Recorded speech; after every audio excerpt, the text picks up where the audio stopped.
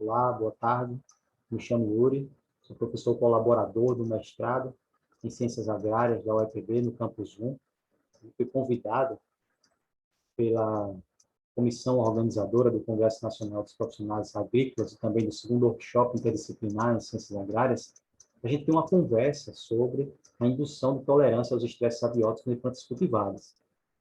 Então, eu sou doutor em fitotecnia e agronomia, e para a gente iniciar essa conversa de hoje, eu gostaria de trazer uma charge adaptada de Adão, onde a gente observa que a planta está dizendo sentir coisas estranhas, tá? E pergunta se ela está estressada. Então, para iniciar esse encontro, a gente tem que entender como é que funciona esse processo do estresse e conceituar o que seria esse estresse. Então, segundo Levitt, em 1980, ele conceitua o estresse como sendo todo e qualquer fator do ambiente que limita a planta de desenvolver seu potencial genético pleno, seja ele relacionado ao crescimento, desenvolvimento ou reprodução. E que ele pode ser tanto mediado por fatores antrópicos do homem, quanto naturais. Quando a gente fala em fatores antrópicos, a gente pode citar, por exemplo, a utilização de defensivos agrícolas, a poluição de forma geral, ou a má condução da irrigação. E quando a gente parte para estresses ditos naturais, a gente pode exemplificar como o aumento da temperatura, o aumento da radiação luminosa, ventos fortes também são um tipo de estresse. A seca, um dos principais estresses que acomete a nossa região, e nós vamos falar muito sobre ele, ou principalmente sobre ele, nesse encontro de hoje, e também alguns outros fatores ditos bióticos, tá? Seja ele por insetos ou alguns patógenos, micro-organismos. Então, será que a gente já consegue perceber, as plantas conseguem perceber esse estresse? E a gente, é visual isso para a gente? Então, observe essa imagem, tá? E tente identificar que planeta é esse. Felizmente ou infelizmente, né, esse é o nosso planeta. E ele apresenta algumas características, né, peculiares, como, por exemplo, regiões áridas e semiáridas. E que no globo, lá em 1997, já representava 30%, cerca de 30% dessa área total do nosso planeta. E que ele está ficando bem degradado, ele está bem degradado. Em 1996, já se tinha essa imagem aqui, onde observou-se marcações de regiões hiperáridas, que são regiões de deserto. E observem ali no nosso país, no Brasil, que as regiões ditas semiáridas estão concentradas principalmente no nordeste do nosso país. O semiárido brasileiro ele apresenta algumas características específicas e que ele é produto de estudos já há alguns anos. E nesse estudo aqui, especificamente, ele fez uma projeção de anos anteriores com anos posteriores. Então, a gente observa que até o final deste século, teremos um aumento de 29 mil quilômetros quadrados da região semiárida brasileira. Isso corresponde a aproximadamente 2.700 campos de futebol. E que essa área está entrando no processo de desertificação. Ou seja, cerca de 180 mil quilômetros quadrados de áreas estão com processos considerados graves e muito graves de degradação. E vejam que o estado da Paraíba está inserido nessa região do mapa, dita como muito grave. O semiárido brasileiro, para ser caracterizado como semiárido, ele precisa atender a alguns critérios, né, elencados pelo IBGE. E são três os principais. O primeiro seria ter precipitação média anual inferior a 800 milímetros. Nós sabemos que, ano após ano, nós temos, né, essa má distribuição de chuvas e que não completa esses 800 milímetros de precipitação. O índice de aridez dessa região ela deve ser até 0,5. O que seria isso? Seria um cálculo realizado pela quantidade, né, de chuvas deveria ser maior do que a de evapotranspiração. E no semiárido isso não acontece. A evapotranspiração é sempre maior do que a precipitação. E o risco de seca ele deve ser maior do que 60%. Então, tivemos anos com seca bem rigorosa, tá? Perdurou aí por bastante tempo. e caracteriza esse nosso Nordeste, né, quase que praticamente todo ele, como uma região semiárida. Então, essa região representa hoje, ou melhor dizendo, em 2011, cerca de 980 quilômetros quadrados, que representaria 18% do território nacional, e mais da metade da região Nordeste, atingindo aí cerca de 1.133 municípios. Então, observe que nesse mapa, a região mais amarronzada, ela representa uma região chamada de polígono das secas, que seria basicamente nosso semiárido. Mas e aí, professor? Será que nesse ambiente caótico é impossível cultivar alguma coisa, né? Só sobrevive, né, plantas que são endêmicas dessa região? E aí eu trago mais uma charge para vocês, né, de algumas plantas cultivadas, né, tentando desvendar o mistério, né? Qual seria o segredo dessas plantas que estão altamente adaptadas à região semiárida? E a outra colega dela diz não saber, mas afirma, né, que eles necessitam, naquele momento, de água, precisam encontrar água. Tá? Então, para a gente desvendar esse mistério, né, é importante que a gente tenha a consciência de que o aumento da produtividade ele vai depender, de outros fatores, tá? A expansão dessas fronteiras agrícolas. Nós precisamos conquistar esse semiárido, no sentido de permitir o cultivo, tá, de plantas nesse ambiente.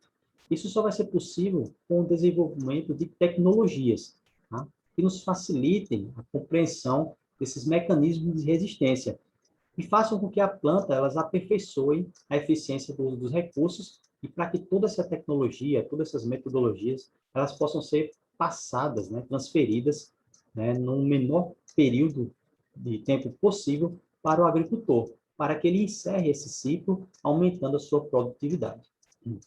E aí, a gente continua esse diálogo entre a planta e o doutor, que está atendendo ela,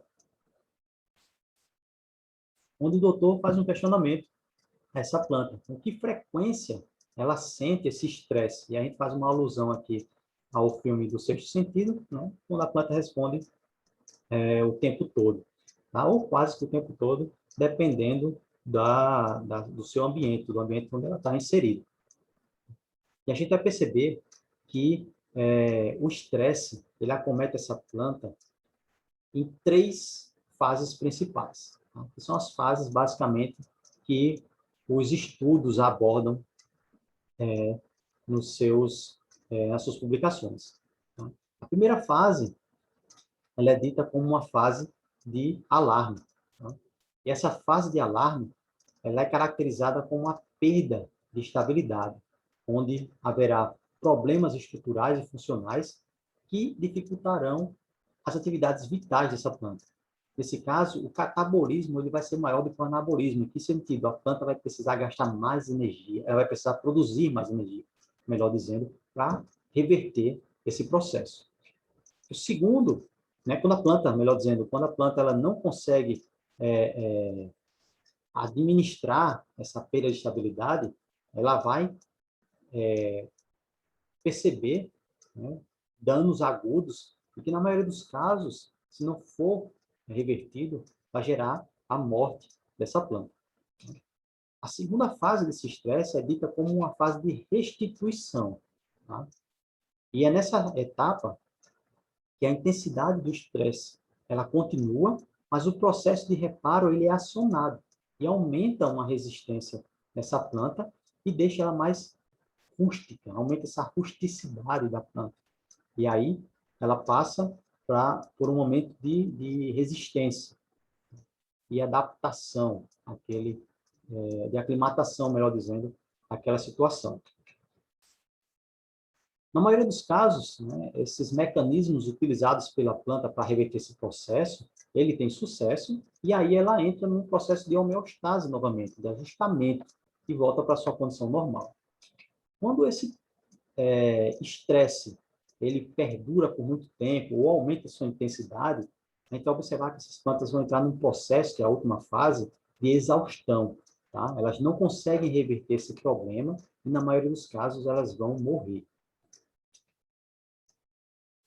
Essas plantas apresentam mecanismos, tá, bem importantes para contornar essa situação. As plantas, a gente sabe que são organismos sésseis, elas não podem simplesmente se levantar e sair correndo dali, daquela condição desfavorável.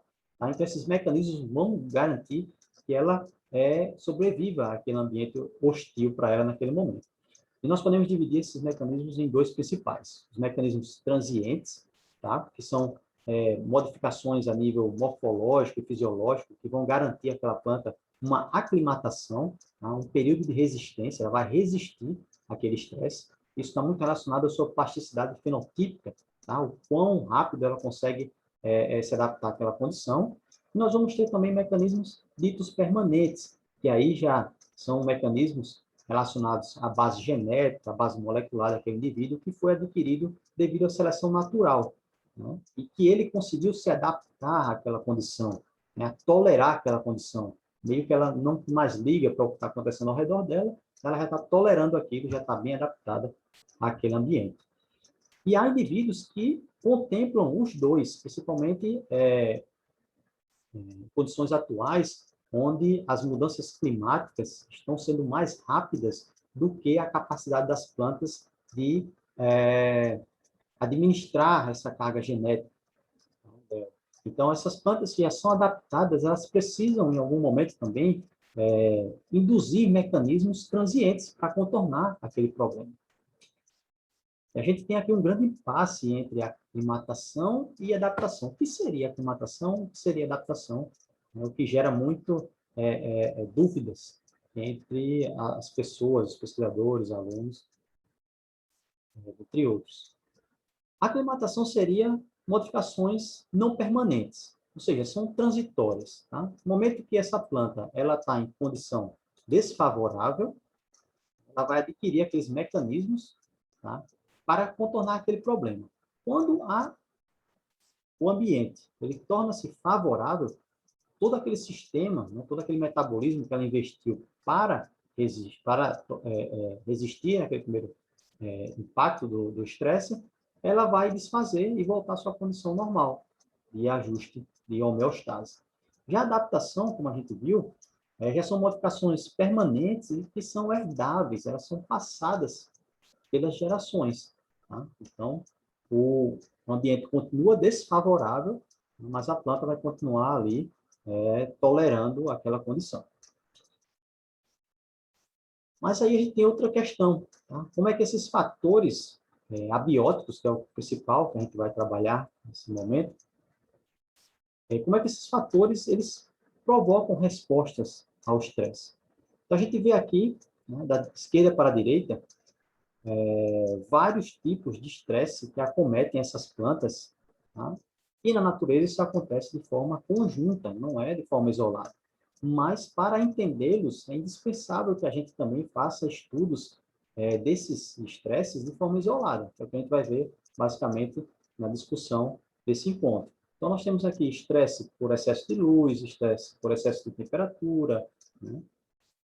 Por inundação, por seca, por salinidade, por metais pesados, e que esses estresses eles vão ter a sua característica dependendo da severidade com que irão acometer a planta, com a duração que eles vão estar submetendo essa planta, com o número de exposições, tá? Se eles são estresses contínuos ou se são momentâneos, é um momento de estresse, depois de uma semana o estresse acaba e depois de outra semana o estresse volta, e também se há combinação entre eles. E no caso das plantas, esse estresse, né, o efeito desse estresse, ele vai depender principalmente do organismo e tecido em questão, que está sendo avaliado, do estágio de desenvolvimento da planta. A gente sabe que plantas mais jovens, elas são mais susceptíveis a mudanças, né, de ambientes, a estresse, de forma geral, e também vai depender muito do genótipo. Dentro da mesma espécie, a gente tem modificações desse metabolismo para atender o combate ao estresse. Tá? E aí ela vai gerar dois tipos de respostas. Resposta de resistência, garantindo sobrevivência e o crescimento normal dessa planta, e respostas de susceptibilidade. Na maioria dos casos, vai gerar a morte desse indivíduo. E o déficit hídrico, especificamente, ele apresenta efeitos caracterizados como primários e efeitos secundários. Os três principais efeitos primários que irá acometer essa planta pelo déficit hídrico é a redução do potencial hídrico, ou seja, a pouca disponibilidade de água para essa planta,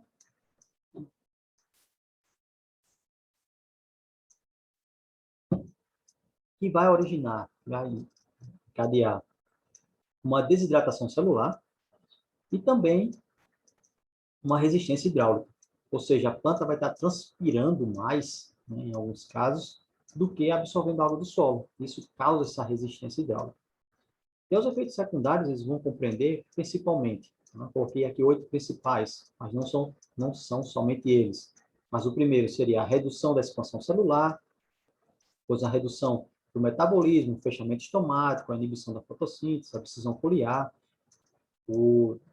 a desestabilização de membranas e proteínas, a produção de espécies reativas de oxigênio, que a gente vai discutir um pouco mais daqui a pouco, e a morte celular. Esses seriam os efeitos secundários. Então, vamos tentar abordar aí alguns deles para compreender como é que o déficit hídrico ele provoca alterações no metabolismo das plantas.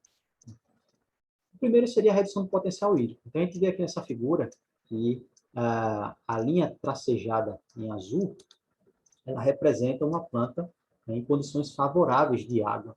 E a gente percebe, tá, aqui nesse eixo seria o potencial hídrico, e aqui, nesse outro eixo, seria o contínuo, solo, planta, atmosfera.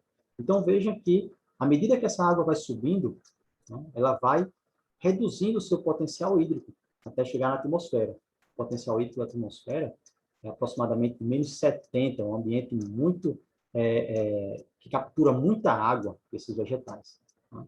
E aqui a gente vê nessa outra barra, nessa outra linha tracejada em vermelho, uma planta em condição de déficit hídrico, de seca. Então, vejam que, à medida que essa água já pouco disponível nesse solo, ela tem mais dificuldade de chegar aos tecidos apicais, né, da parte aérea dessa planta.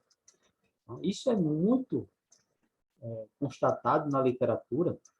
A gente traz aqui um artigo do nosso grupo de pesquisa, que foi feito com algodoeiro, tá? Que a gente percebe que plantas estressadas, elas aumentam, quer dizer, elas reduzem esse potencial hídrico, né? Tem esse potencial hídrico reduzido. Tá? Isso em diferentes genótipos dessa espécie.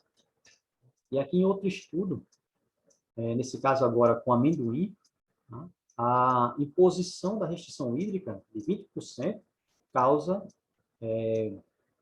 uma menor taxa de água nos tecidos foliares, que é o conteúdo relativo de água, tanto nas folhas quanto nas raízes. E outro fator também, né, ocasionado pelo déficit hídrico, é a redução da expansão foliar. Sem água, não tem como a célula crescer. Tá? Isso porque a baixa quantidade de água disponível reduz o turgor dessa célula, reduz a expansão foliar, reduz a área foliar e também reduz a transpiração, que acaba sendo uma resposta favorável a esse estresse, né, que garante essa economia de água. E, consequentemente, sem água, sem crescimento, a produção de novas folhas ela também acaba sendo debilitada. A planta não vai conseguir formar essas novas folhas. Isso também a gente consegue ver, tá, em estudos comumente, como esse que nós trouxemos agora há pouco, nosso grupo de pesquisa, também com algodoeiro, né, onde a gente observa aqui plantas estressadas, que essas são as linhas, a barra zebrada, que a área foliar ela foi reduzida em condição de estresse em diferentes genótipos. Em outro estudo também, agora com feijão calpi, né, de Silva e colaboradores, a gente também observa, né, essa barra aqui em cinza, que é a condição de estresse, um estresse moderado, com 50% da reposição hídrica da evapotranspiração.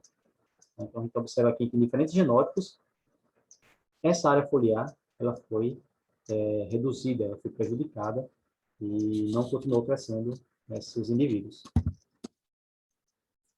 E aí a gente tem outro fator também, que seria essa regulação estomática, que a gente já viu mais ou menos ela, que seria relacionado a essa redução na transpiração, nessa perda de água, um mecanismo eficiente, tá, de fechar esses estômatos, e é um mecanismo muito dependente de fito-hormônios, como por exemplo do GABA especificamente, do ácido abscísico, e de alguns íons inorgânicos, né, como por exemplo o potássio. São eles que regulam aí essa entrada de água no estômago. A saída dessa água, a saída do potássio, permite que essa água também saia, com uma questão de osmose, aí esse estômago ele fecha, economizando essa água, evitando a perda de água por essa transpiração. Isso também a gente consegue ver em muitos artigos na literatura, como por exemplo esse de Paul Young e colaboradores, que foi realizado com arroz e trigo. A gente observa, né, todas essas representações aqui de essas barras mais reduzidas, que é o fechamento estomático, representado aqui pela condutância estomática. Então, quanto menor a condutância estomática, menor será a abertura desses estômagos. Então, todas as barras aqui, ó, de estresse moderado e estresse severo, elas apontam para uma redução dessa condutância estomática e, consequentemente, do fechamento estomático, e que foi visualizado por esses pesquisadores, tá, em microscopia. Olha aqui, eles fizeram essas imagens, tá, onde foi observado aqui, ó, estômagos completamente fechados. Aqui em cima do arroz e aqui embaixo do trigo. Outro efeito do estresse hídrico, né, do déficit hídrico, são problemas relacionados às membranas, tá? A perda de permeabilidade dessa membrana. A gente observa nessa figura que aqui em cima seria uma célula com um bom turgor, bem hidratada, tá? Realizando essa pressão de turgor aqui para que a membrana ela fique aderida à parede celular. Quando essa célula ela encontra-se em condição de estresse, a gente observa aqui, dentre outros fatores, tá, a ruptura desses microtúbulos, aqui, ó, que estavam aqui inteiros, agora estão, né, espedaçados, relacionados à perda de turgescência, à água, à hidratação, tá, e à manutenção desses compostos. Então, quando há a disruptura desses microtúbulos, a membrana ela perde a sua parte da sua estrutura, tá? E aí ela fica mais permeável, mais flexível, mais susceptível a qualquer outro dano. E aí é nesse momento que a gente percebe que há um extravasamento de eletrólitos, a célula, a membrana celular, ela perde essa seletividade, então ela acaba perdendo, né, eletrólitos para o meio externo. E a gente observa também isso em artigos, como por exemplo esse de Silva e colaboradores, que foi feito com café, onde, né, o extravasamento de eletrólitos ele é mais acentuado em estresse, tanto o estresse moderado quanto o estresse severo. O estresse severo é ainda mais moderado, ainda mais acentuado ainda. Tá? E aqui em diferentes genótipos isso acontece também. E esses danos às membranas, né, vão estar muito relacionados aos danos aos processos fotossintéticos. Isso porque a fotossíntese acontece, né, sua cadeia transportadora de elétrons, uma das etapas da fotossíntese, acontece aí na membrana do tilacoide, tá? Presente no cloroplasto. Então, observem que os constituintes dessa membrana, né, se eles forem danificados, por exemplo, a peroxidação de lipídios e a proteólise, né, que vão degradar essas proteínas e os lipídios constituintes da membrana, eles vão causar danos aos processos fotossintéticos. O processo fotossintético em vegetais, ele é um dos principais porque garante a manutenção da energia da planta, a produção de ATP, certo? E isso vai induzir, né, problemas nessa membrana, induz um estresse oxidativo. Isso por quê? Tá? Os elétrons que normalmente eles passavam por essa cadeia transportadora, eles vão ficar mais dispersos nesse ambiente. Tá? e eles vão ser facilmente capturados, né, pelo oxigênio. Quando isso acontece, a gente tem a produção das espécies reativas de oxigênio. Dentre elas, nós temos aqui 4 exemplos, como, por exemplo, o ânion superóxido, o peróxido de hidrogênio, talvez seja o mais comum, mais produzido, os radicais livres, os radicais hidroxila também, estão em altíssimas concentrações, tá? Quando esse ambiente está desfavorável, quando esses elétrons eles estão sendo dispersos nessa cadeia. E também temos a síntese do oxigênio singleto, ou seja, o oxigênio ele captura esses elétrons com muita facilidade, tá? E aí produz essas espécies reativas de oxigênio. Nesse caso, as moléculas pró-oxidantes, elas vão estar tendo maior peso nessa balança do que os agentes antioxidantes. Isso acontece naturalmente nas plantas, tá? Mas é controlado. Quando a planta está em condição de estresse, principalmente o estresse hídrico, né, essa balança se descontrola. Tá? E aí há uma maior produção dessas espécies reativas de oxigênio do que a sua remoção. E aí isso traz um problema para a reposição dessas moléculas que constituem, né, a estrutura da membrana. Como, por exemplo, o peróxido de hidrogênio e o ânion superóxido, eles vão atuar degradando o RNA, tá? Moléculas de RNA. E esse RNA sendo degradado, ele não pode ser mais traduzido em uma proteína, e essa proteína não pode mais repor, né, as proteínas que sofreram proteólise pela ação também dos próprios, as próprias moléculas oxidantes, tá? Esses radicais livres. Então, isso traz um problema grave para a fotossíntese. E a gente observa isso, né, o aumento dessa concentração de peróxido de hidrogênio, por exemplo, nesse estudo aqui de Siddiqui e colaboradores, que foi feito com fava, em condição de estresse. E a gente tem aqui embaixo que as concentrações de peróxido de hidrogênio elas aumentaram muito quando essas plantas foram submetidas a estresses moderado e severo. Então, houve um aumento dessas moléculas, de peróxido de hidrogênio, principalmente, que são espécies reativas de oxigênio. Isso traz como consequência, aqui mais em cima, um aumento da peroxidação de lipídios, né? Ou seja, uma desestruturação daquela membrana. E como consequência dessa desestruturação da membrana, a gente tem um extravasamento de eletrólitos mais acentuado, que a gente consegue ver aqui nessa parte superior dessa tabela. E aí, voltamos para aquele dilema lá do divã da plantinha. E aí, doutor, o que devo fazer? E nesse encontro de hoje, nós vamos falar de 2 principais mecanismos que as plantas utilizam para tentar contornar esse problema. Claro, não são os únicos, tá? Há vários outros e que eles funcionam de forma simultânea, tá? A planta vai atuar diversos mecanismos que a gente não teria condição de falar nesse encontro. Mas vamos especificar 2 principalmente. O primeiro seria o ajustamento osmótico. Tá? O que seria esse ajustamento osmótico? A planta ela tem a capacidade natural de sintetizar alguns compostos que não são nocivos à célula. E esses são chamados osmólitos compatíveis. São compostos que podem ser sintetizados e acumulados sem trazer grandes prejuízos a essa célula, ao metabolismo normal dessa célula. E esses compostos alocados no citosol, eles vão garantir a entrada da água pelo processo de osmose, ou seja, a água vai sair de um ambiente de menor concentração, né, de solutos para um ambiente agora de maior concentração de solutos, que seria o interior da célula.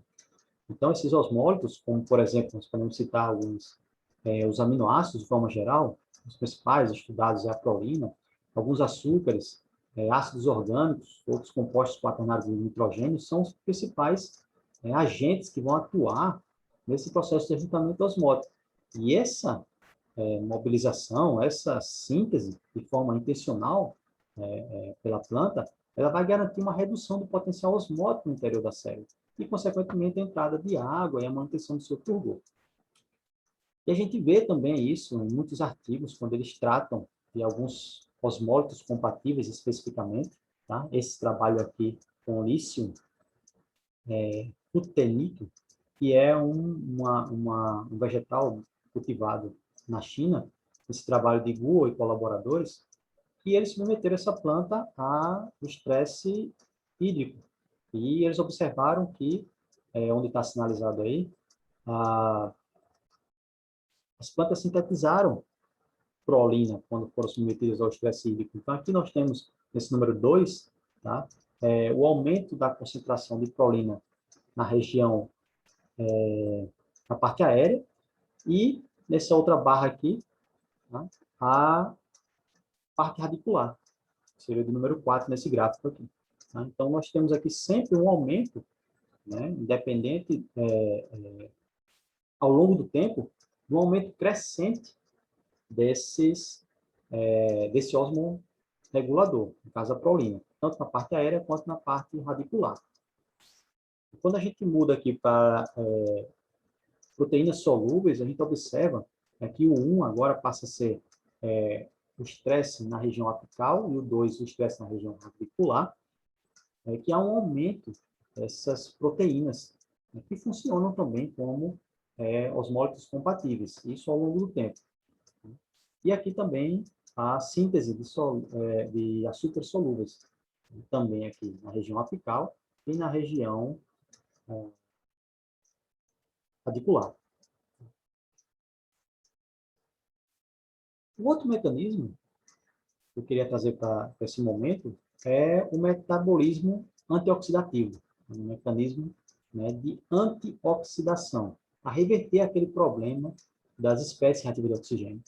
Então, esse mecanismo ele pode atuar através de duas formas. O primeiro seria por meio enzimático e o segundo por vias não enzimáticas. Nesse encontro, a gente vai focar principalmente nas vias enzimáticas, tá? Que são mediadas principalmente por essas classes aqui de enzimas, a citar a superóxido dismutase, a catalase, a ascorbato peroxidase, a guaiacol-peroxidase, a glutationa redutase e várias outras classes, né, de peroxidases, sobretudo.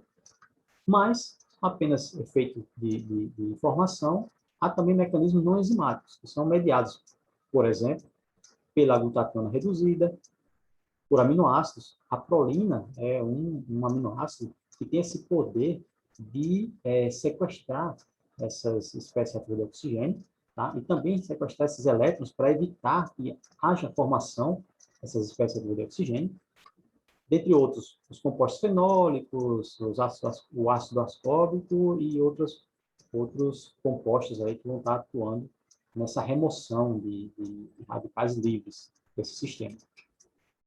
E aqui a gente vê a atuação de algum deles, tá? Esse metabolismo antioxidante. Por exemplo, aqui a gente vê a atuação da sódio, né, removendo o íon superóxido, né, convertendo ele, melhor dizendo, em peróxido de hidrogênio, para ele ser mais facilmente metabolizado por outras enzimas, a exemplo das peroxidases, que está aqui, né, da APX, que está aqui, e da catalase, que tem maior predominância no peroxissomo. Tá? E o produto dessa conversão final, geralmente, é água ou oxigênio, que são moléculas que não têm prejuízo nenhum, digamos assim, para a célula e para a planta como um todo. Então, com o funcionamento desse metabolismo antioxidativo, a gente percebe que há um controle agora entre, né, a produção de agentes oxidantes com a produção de agentes antioxidantes. Então, há aí uma homeostase agora, um controle na remoção dessas partículas bastante prejudiciais às plantas. E muitos artigos tratam dessa atividade enzimática relacionada à remoção de espécies ativas de oxigênio, como, por exemplo, esse aqui em feijão calpi, de Carvalho e colaboradores, onde a gente vê, né, o aumento de valores médios, principalmente no estresse severo, das enzimas superóxido dismutase, catalase, da ascorbato peroxidase e da glutationa redutase. São enzimas responsáveis por remover esse peróxido, o peróxido de hidrogênio e os demais radicais livres. Mas aí, professor, né, o que é que isso tem a ver com a produção? Né? Está falando aí muito da questão metabólica. Como é que isso vai repercutir no processo de produção? Né? Isso tem muito a ver com a produção final, que, né, é o objetivo final dos agricultores, é saber como é que esses mecanismos eles vão estar relacionados à produção, né, produtividade, certo? Isso tem tudo a ver. Isso porque, se eu não tiver água, eu não tenho um dos principais processos realizados pelas plantas para obtenção de energia, que é a fotossíntese. Tá? Vejam aqui embaixo que o processo de fotossíntese ele inicia-se com a quebra da molécula da água. Então, se não tiver água, não inicia esse processo de fotossíntese. E o outro seria a regulação desses elétrons, tá? Que foi removido aqui da água, tá? Para que ele não cause esses problemas que a gente acabou de ver, né? De oxidar outras moléculas. Né? E se eu tenho um controle tanto da água quanto desse, desses agentes, né, oxidantes, eu vou ter a produção de ATP.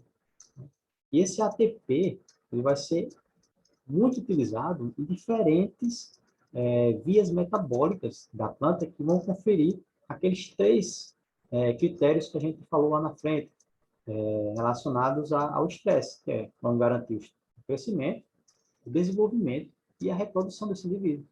Quando a gente fala de crescimento e desenvolvimento, a gente trata desse porte de culturas, né, que precisam de biomassa, né? E quando a gente vê a questão da reprodução, a gente trata aí da produção de grãos, né, sobretudo, e de outros produtos que estão relacionados a esse processo de reprodução. Então, tudo isso vai estar muito relacionado a esse ATP, né, que é essa molécula energética que vai ser utilizada nesses processos durante o crescimento, desenvolvimento e reprodução da planta.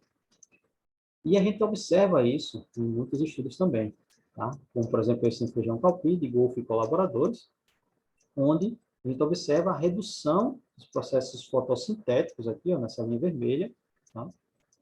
Linha vermelha, e isso traz prejuízos na biomassa desses vegetais, que é a representação, né, de uma planta em estresse.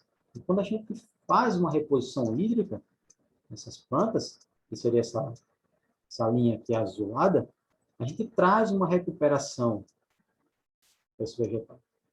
Então, a gente tem que ter essa consciência dessa relação praticamente direta entre a fotossíntese, né, a regulação desses processos, a proteção, digamos assim, desses processos, sobretudo, para que a planta ela tenha uma condição favorável de se desenvolver. Esse outro estudo de Saedi e Abdoli, que foi realizado com trigo, eles observaram que a fotossíntese líquida ela foi bastante reduzida quando essas plantas foram submetidas ao déficit hídrico. Né? Isso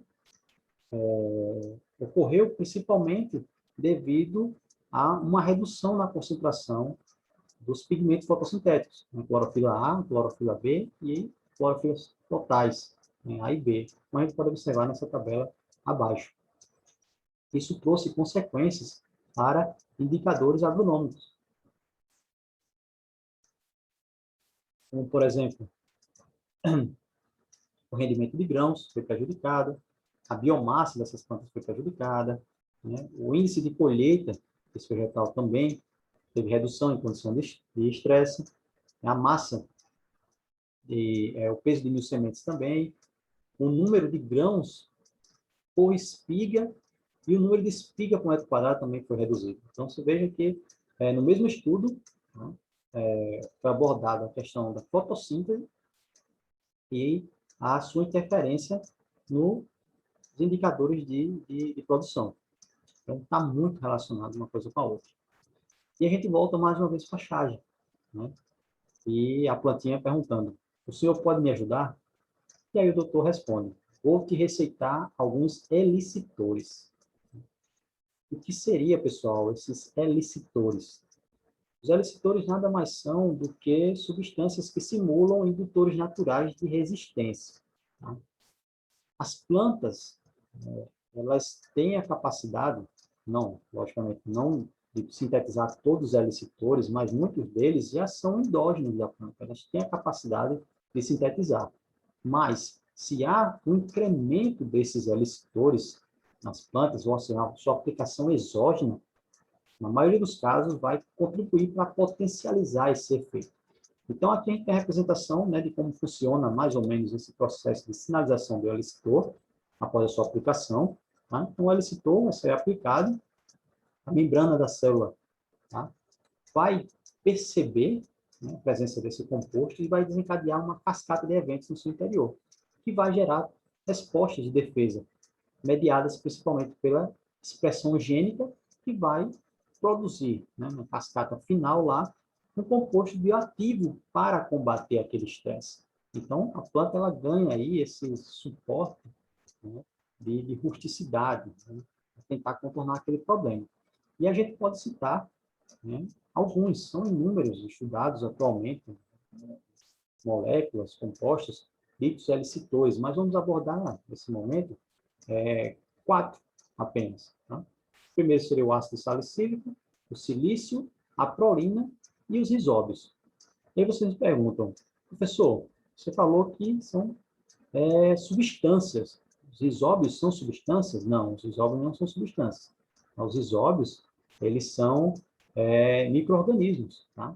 E que são chamados também por alguns autores como elicitores bióticos. Nós temos elicitores abióticos e aí nós temos elicitores bióticos. Tá? Dentre esses, nós podemos ter vários outros, como, por exemplo, carboidratos, proteínas, lipídios, aminoácidos e algumas outras substâncias orgânicas. Tá?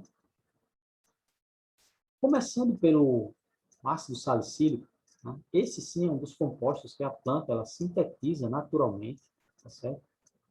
Lá no seu cloroplasto, a via de síntese do ácido salicílico, ela inicia-se lá no cloroplasto por meio do corismato.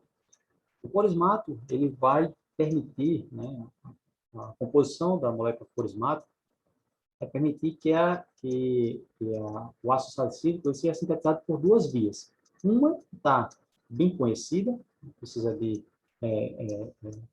alguns poucos ajustes para estar completamente compreendida, mas é a mais conhecida atualmente, que é a via da fenilalanina, certo? Que a fenilalanina ela é sintetizada a partir do corismato, e aí vai sofrer sucessivas modificações na sua estrutura até formar o ácido salicílico aqui embaixo. Então, vejam aqui o corismato, o cloroplasto, ele sai para o citosol, tá? Forma a fenilalanina, e aí, né, sucessivas modificações na sua estrutura, vai formar o ácido salicílico no citosol. A outra via que não é tão conhecida até o momento é a via do isocorismato. O corismato vai sofrer uma modificação na sua estrutura, ainda no cloroplasto, formando esse isocorismato, e ele vai, no citosol, formar o ácido salicílico. E essa via ainda não está completamente compreendida, há muitas lacunas a serem preenchidas. Então, esse ácido salicílico, ele começou a ser estudado no combate a patógenos, foi aplicado para combater patógenos, e outros estudos utilizaram ele para induzir uma certa tolerância às plantas. E dentre os estresses estudados, nós temos a tolerância à seca, o estresse por déficit hídrico. Então, ele foi aplicado em plantas sob déficit hídrico e observou-se que a aplicação dessa substância traz alguns resultados interessantes com relação ao aumento de enzimas antioxidantes, principalmente aquelas que nós acabamos de ver, e também o aumento de osmorreguladores. Tá? E que isso conferia a essas plantas um crescimento e desenvolvimento mais apropriado e garantia também uma melhor produtividade. Isso foi constatado também por nosso grupo de pesquisa, tá? A gente publicou os resultados de um estudo, um capítulo de um livro, tá? Que é uma parte, né, desse capítulo do livro, onde a gente aplicou o ácido salicílico na concentração de 1 milimolar, apenas a concentração muito baixa, tá certo? Desse composto, diluído ali, dissolvido mesmo em água, e a gente, após a aplicação, submeteu essas plantas ao estresse hídrico, né, por deficiência hídrica, um estresse moderado, 50% da reposição hídrica da evapotranspiração. E após 40 dias, a gente coletou essas plantas e fez aferições relacionadas ao status hídrico, com relação ao potencial hídrico, e alguns indicadores de crescimento. Então, a gente observou que o potencial hídrico, principalmente no genótipo 2, né, no genótipo que a gente trabalhou, salvo engano, ele é o Aracê, o BRS Aracê. Esse é o BRS Maratolan, BRS Maratolan. Ele teve essa resposta aqui de um aumento do potencial hídrico quando a planta foi submetida a o déficit hídrico mais aplicado o AAS, né, o ácido salicílico. E também o genótipo 3, aqui nesse caso, que seria o BRS-ARAC, ele apresentou melhores respostas relacionadas aos indicadores de crescimento, né? Quando aplicou-se o ácido salicílico, na condição de estresse, a gente observou que houve um aumento na taxa de crescimento absoluta, na área foliar, na massa fresca e também no diâmetro caulinar. Mesma resposta, ou respostas semelhantes, também foram observadas em estudos de Andrade e colaboradores, também faz parte do nosso grupo de pesquisa, tá? Quando a gente aplicou o ácido salicílico no feijão calpir, e ele reduziu a atividade de enzimas. Vocês vão me perguntar, pessoa, mas não se esperava o contrário? Não se esperava que quando a gente colocasse o ácido salicílico aumentasse a atividade dessas enzimas? Sim, mas a resposta contrária também é benéfica. Isso quer dizer que a produção de espécies reativas de oxigênio, após a aplicação do ácido salicílico, ela foi diminuída. Então, o ácido salicílico ele pode participar de outras vias metabólicas que podem remover esse ácido salicílico que não seja por vias enzimáticas. A gente viu lá que há vias enzimáticas e vias não enzimáticas de remoção desse estresse, tá? desse estresse oxidativo. Então, nesse caso, né, há sugestões de que o ácido salicílico reduziu a concentração dessas espécies reativas de oxigênio. Então, aqui a gente observou que ele reduziu a atividade da APX, reduziu a atividade da catalase, tá, de diferentes genótipos, né, de feijão calpir. Em outro estudo também com o feijão calpir do nosso grupo, né, a gente já observou o contrário. Veja só, né, a catalase ela aumentou a sua concentração, tá? Vejam aqui, ó, que curioso, que aqui nesse gráfico, olha só, a catalase na BRS-ARAC, em condição de déficit hídrico, com aplicação de AS, ela foi a única que aumentou, né? Na BRS-ARAC, ela teve esse aumento na concentração da catalase com aplicação de ácido salicílico. Isso se repetiu em outro estudo, tá? Que a gente também tinha feito, de Dutra e colaboradores, quando a BRS-ARAC, que é essa planta, que é esse genótipo que está sendo avaliado, ele também apresentou aumento na concentração de catalase. Ou seja, percebam que depende muito do genótipo essa resposta.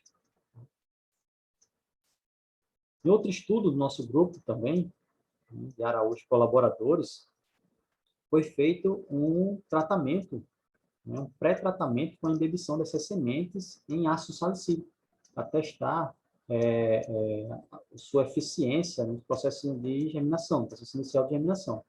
Foi observado que o ácido salicílico ele aumenta a taxa de velocidade de germinação dessas sementes e também aumenta o percentual de germinação mesmo em condições de déficit. E aqui, para levar para a questão de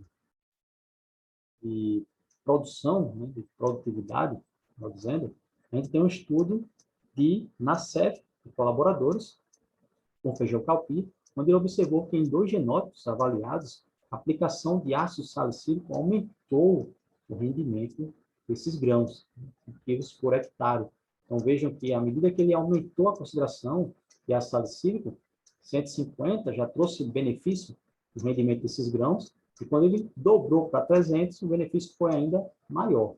Então, ele observou isso em 2 ciclos aí de cultivo do feijão calpir, em 2015 e 2016, com 2 coletas. Então, percebam que o ácido salicílico também provoca essa melhora, digamos assim, nos indicadores de produção, indicadores agronômicos. E agora a gente passa para um outro elicitor, que é o silício. A gente já comentou um pouco sobre ele. Tá? O silício ele é o segundo elemento mais encontrado na crosta terrestre, só perde apenas para o oxigênio. Ele é considerado nutriente essencial para as plantas por alguns autores, tá? Outros afirmam que ele é apenas um elemento complementar, mas ele apresenta, em alguns casos, dependendo do solo, baixa solubilidade. Então, a forma com que ele está no solo, ele não permite que a planta o tenha com muita facilidade. E, a partir disso, a indústria, né, conseguiu deixar ele um pouco mais solúvel, por meio, por exemplo, do silicato de potássio. Né? Ele é facilmente dissolvido em água e pode ser aplicado, borrifado no vegetal. Então, esse silicato de potássio, quando ele é aplicado nas plantas, a gente vai observar que há um processo de polimerização do monômero de silício, formando o ácido silícico. E o que seria esse ácido silícico? Nada mais é do que a sílica em gel. A gente encontra aí em alguns produtos, né, que a gente compra, vem um pouco de sílica gel, e é basicamente aquilo, forma essa película, onde essa sílica vai revestir, digamos assim, aquela célula e vai garantir, né, uma redução da transpiração, né, do parte do vegetal. E com essa redução da transpiração, a planta fica mais pubescente, a célula fica mais pubescente. Então, esse é um dos mecanismos, né, que o silício vai atuar, não apenas esse. Tá? Ele também desencadeia uma cascata de eventos a nível intracelular. A gente vai ver algumas respostas a partir de agora.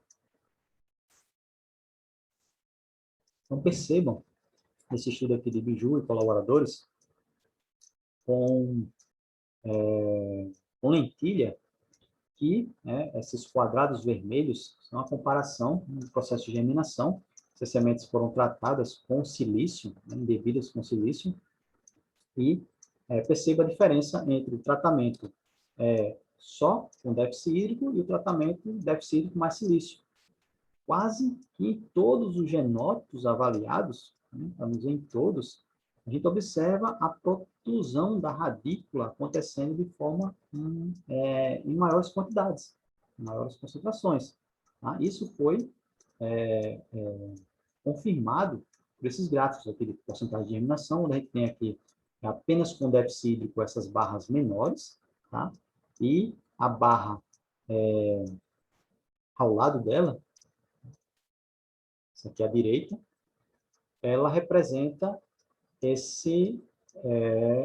o silício aplicado às sementes com déficit hídrico.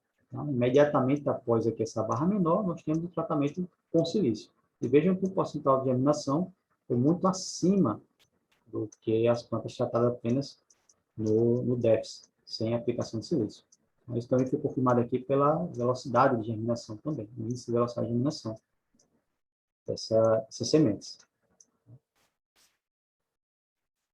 Estudos também do nosso grupo de pesquisa, eles identificaram que o silício ele promove aí um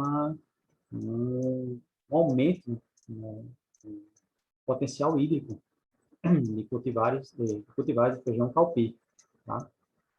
Tanto com a aplicação de 100 quanto com a aplicação de 200. Em alguns casos, uma aplicação foi melhor do que a outra. Nesse gráfico A, que é à direita, a gente percebe que o silício promoveu um aumento na concentração de prolina em alguns genótipos. E logo abaixo dele aqui nós temos o silício atuando, a aplicação do silício aumentando a concentração, a atividade, melhor dizendo, da enzima ascorbato peroxidase. Da mesma forma, aqui, o silício ele diminuiu a atividade de enzimas superóxido desmutase. Todos aqueles efeitos que nós discutimos há pouco tempo. Provavelmente o silício ele medeia alguma outra via metabólica responsável pela redução do ânion superóxido, por exemplo. Continuação dos resultados desse trabalho, a gente observou também que a aplicação de silício aumentou a área foliar, a massa fresca, os indicadores e a taxa absoluta de crescimento e a taxa de crescimento relativa também, né, são indicadores de crescimento que foram aumentados com a aplicação do silício. Em outro estudo, de Melhard e colaboradores, com feijão calpi também, eles observaram que a aplicação de silício aumenta a estabilidade da membrana. Então, observe essas linhas vermelhadas aqui nesse primeiro gráfico. Tá? Ele está apontado, é o tratamento de déficit com a aplicação de silício. A aplicação desse silício também aumentou o conteúdo relativo de água desses vegetais, ou seja, a capacidade que as células têm de armazenar água, e, em contrapartida, reduziu o vazamento de eletrólitos, certo? Tanto na condição de estresse moderado, quanto na condição de estresse severo. Houve essa redução.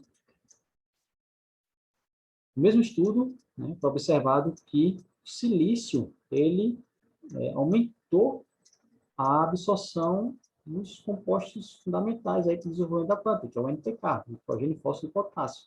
Então, essas setas indicam aí um aumento das concentrações de nitrogênio, nesse primeiro gráfico, de potássio no segundo, e de fósforo no segundo, e de potássio nesse terceiro.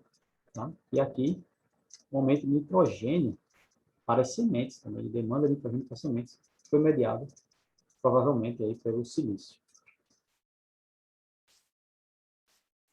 Percebam que aqui, nesse gráfico, nesse estudo também anterior, temos a indução, né, a aplicação de prolina também nesse estudo. Tá? A prolina está aqui representada, a gente observa que a prolina também é um elicitor bastante eficiente na mitigação dos efeitos de déficit hídrico. É sobre ela que a gente vai falar um pouco agora. Então, a prolina ela é um composto endógeno vegetal, é um aminoácido, é sintetizado normalmente, certo? Nas folhas, somente tecidos foliares, através do glutamato. E essa prolina, ela tem fácil mobilidade pelo vegetal, tá? E vai ter a função principalmente de ajustamento osmótico. Então, a gente já discutiu um pouco sobre ela, né, que é um osmótico compatível, pode ser acumulado sem nenhum problema em nível de citosol, que vai conferir a entrada de água no processo da osmose. E também ela participa das funções estruturais de algumas moléculas, de proteção a outras moléculas e do sequestro daqueles elétrons que podem estar ali dispersos no ambiente. Essa prolina ela vai ser sintetizada na folha, mas pode se deslocar facilmente para outros órgãos da planta, como os órgãos de dreno, né? E lá vai promover a sua atuação no ajustamento osmótico quando necessário. Então, essa prolina, como a gente já falou, vai se acumular no citosol, né, e para o processo de osmose, como o citosol vai estar com maiores concentrações de solutos, a água vai passar para dentro da célula. E a prolina, ela foi estudada por Hanif e colaboradores em plantas de arroz e comprovaram que a aplicação de prolina aumenta a atividade de enzimas antioxidantes, a exemplo da sódia, superoxidase, das peroxidases e da catalase. E também participa do processo de aumentar a concentração de clorofilas totais dessas plantas. No mesmo estudo, foi constatado também que a prolina ela aumentou a concentração de proteínas solúveis totais. Mais prolina disponível provavelmente permitiu que ela integrasse, incorporasse mais proteínas também. Ela também participou do processo de aumento na concentração de glicina betaína. Logicamente, os níveis de prolina também aumentaram e houve uma redução na peroxidação de lipídios, né, sugerindo o papel osmoprotetor dessa molécula, né, em relação aos lipídios da membrana. Bom, nesse outro estudo aqui, ainda relacionado à prolina, a gente observa também em feijão calpi que Ardabili e colaboradores, eles identificaram que a aplicação de prolina ele traz benefício a indicadores de produção, de produtividade. Tá? Quando essa aplicação foi feita, né, primeiramente, um pré-tratamento com mergulhando essas sementes em prolina, tá? Em bebidas com prolina, concentração de prolina, que representa aqui esses tratamentos P1, P2 e P3, tá? De embebição das sementes com prolina, observou-se que essas plantas que tiveram esse pré-tratamento aumentaram, né, os seus indicadores agronômicos, como, por exemplo, o peso de 1.000 sementes, o rendimento de grãos, tá? O número de grãos por vagem. E esses três últimos tratamentos aqui, P4, P5 e P6, eles estão relacionados à pulverização da prolina quando a planta já estava numa idade já mais avançada. E também foi constatado um efeito benéfico da aplicação de prolina, como ele citou, né, como mitigador dos efeitos do déficit hídrico, aumentando esses indicadores de rendimento, indicadores agronômicos do feijão calpito. O último, também não menos importante, é o risóbio, que a gente falou que ele é um elicitor, considerado por alguns autores um elicitor biótico, e os risóbios, eles participam da fixação biológica do nitrogênio, principalmente em leguminosas. Então, quem já ouviu falar sobre esse processo, ele acontece, né, quando essas bactérias infectam, né, os pelos radiculares, tá, e formam nódulos, que são esses aglomerados de células aqui, tá, muito importantes para converter o nitrogênio, né, que está no ambiente, esse nitrogênio gasoso, em amônia, para que essa amônia seja disponibilizada para a planta. Então, vejam aqui, ó, que esse processo acontece principalmente nessa região 3 aqui, ó, esse aglomerado de células aqui que vão fazer esse processo, né, de disponibilização, de conversão do amônio, do nitrogênio atmosférico em nitrogênio assimilado pela planta, tá? Na forma de amônia. Então, com esse processo, né, garantindo esse aporte de nitrogênio para a planta, e não somente isso, tá? As isobactérias também produzem alguns compostos que vão sinalizar para a planta, né, uma condição, em algum momento, desfavorável, eles vão permitir a manutenção da sobrevivência desses vegetais, tá? Vão promover o crescimento dessa planta, vão diminuir os danos às membranas, somente representados aqui pela redução da peroxidação de lipídios e a redução do extravasamento de eletrólitos.